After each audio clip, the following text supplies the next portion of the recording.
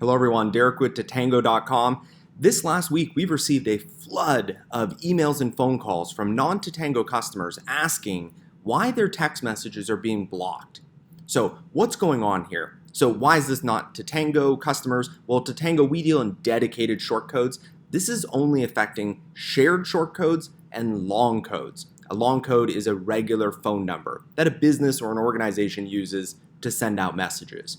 So what's going on? Let's start with the long codes. So long codes for years have been completely abused by spammers. Why? They're really cheap, no vetting. You can spin them up really quickly. So really great for spam. Now the carriers are aware of this and they're trying to protect me from receiving text message spam. So they've created filters and blocking mechanisms. And what I think is happening over the last few weeks, just based on all the calls we've been receiving, is the carriers are turning up the dial on those spam filters and essentially catching more and more spam, but also catching more legitimate business and organizational messaging in there. So that's just what it is. If you're using a long code, which is highly used by text message spammers, there's a good chance the carriers are going to think you're sending text message spam, and most likely your messages are being filtered or blocked out. And that's why your consumers or customers are not receiving the text messages. So that's long codes. If you're using a long code, that's most likely what's happening. And it feels like the carriers are just turning up that dial and it's getting worse and worse. So if I'm a spammer though, and I know that the carriers are turning up that dial and I'm not be able to get my messages out, I'm going to look for an alternative. So what has happened over the past maybe 3 to 6 months is the spammers have looked to short codes. Now, they look at like a dedicated short code and they go, nah, not worth it. That's too expensive. There's too much vetting, not worth it. But there's these things called shared short codes. Shared short codes are thousands of different organizations and businesses using the same little 5-digit, 6-digit phone number. So it's really cheap. Usually you can just put a credit card in, $5 a month, $24 a month. You can sign up and then get access to that short code. So that's what spammers have been doing. They've been going around and finding any available shared short codes and putting their traffic onto the shared short code.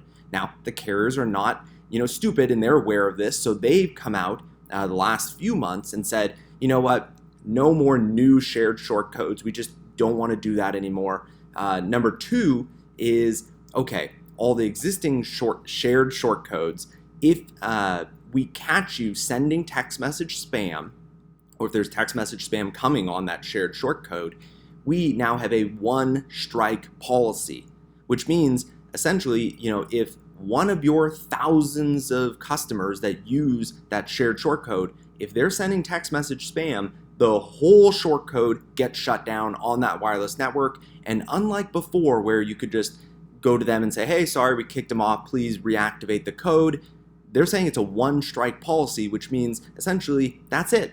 There's no other chance here. You screwed up, it's done.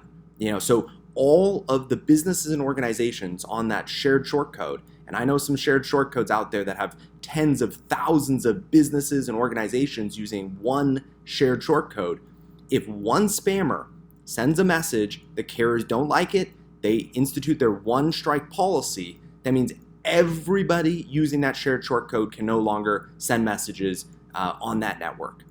So you can kind of see what's happening, and it's kind of a cascading effect because, as spammers continue to use the long codes and they continue to get caught and the carriers turn up that dial, they're moving to shared short codes. Well, there's a lot of legitimate businesses on shared short codes, and they're starting to realize that, some of the top tier carriers are turning off those shared short codes, so they can't send to 30, 40%, 50% of their subscriber base, and it feels like it's getting worse and worse. So that's what's going on in the industry. I want to do a quick video to kind of just give a little context because I know there's a lot of misinformation out there, but essentially that's what's happening is the carriers are doing their best job to protect me and you from receiving text message spam on our phones. And unfortunately, there's a lot of collateral damage when they do that, and a lot of businesses and organizations are getting swept up in this. So hopefully that answers your questions. If you have additional questions or insights, let us know. Drop the comment below, and we'd love to hear from you. Thanks, everyone. Again, my name is Derek from Tatango.com.